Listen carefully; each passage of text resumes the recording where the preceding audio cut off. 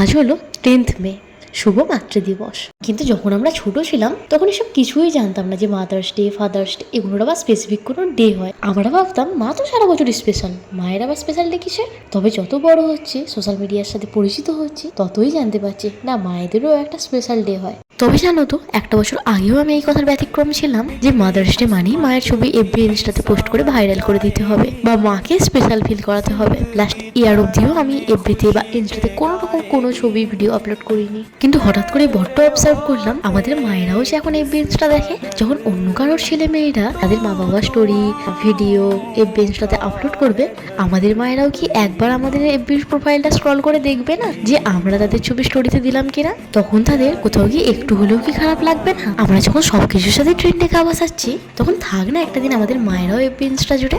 ভালো থাকুক পৃথিবীর সকল মা, আর আমাদের ভালোবাসুক সারা জীবন ধরে। Happy mother's day.